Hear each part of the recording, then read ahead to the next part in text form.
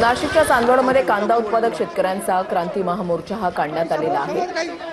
महाविकास आघाडीचे नेते याच्यामध्ये सहभागी झालेले आहेत। अंबादास दानवे, हर्षवर्धन सपकाळ आणि रोहित पवार यांच्या नेतृत्वाखाली या महामोर्चाचं आयोजन करण्यात आलेलं आहे।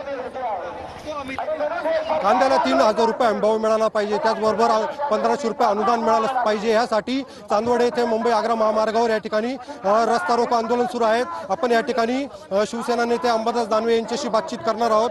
मला सांगा, दानवे साहेब, या ठिकाणी कांद्याच्या मार्गावर आंदोलन करताय, काय सांगा? ना बिलकुल, शेतकऱ्यांच्या कांद्याला हमीभाव मिळाल्याशिवाय मला असं वाटतं शेतकरी स्वस्त बसणार नाही, कारण हा अतिशय संवेदनशील विषय आहे। कांदा उत्पादन शेतकरी या महाराष्ट्रातले, या नाशिकमधले त्रस्त आहेत।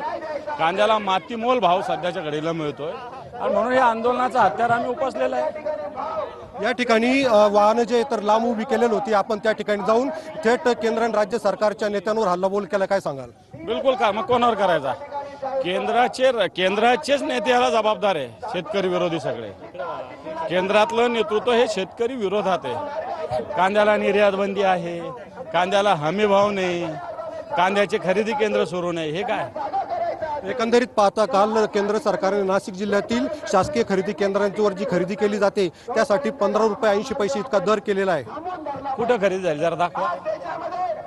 कागदावरच येते, बोलाचीच कडीन बोलाचाच बात आहे। मार्केट कमिटी इथं कांदा शेतकरी घेऊन येतं, खरेदी केंद्र सुरू करावं ना आपण इथं। एकंदरीत ही खरेदी जी आहे तर शासकीय केंद्राची ती झालेली नसल्याच्या या ठिकाणी शिवसेना नेते अंबादास दानवे आरोप करत आहेत। कॅमेरा पर्सन आकाश येवलेसह उमेश पारिक, TV9 मराठी,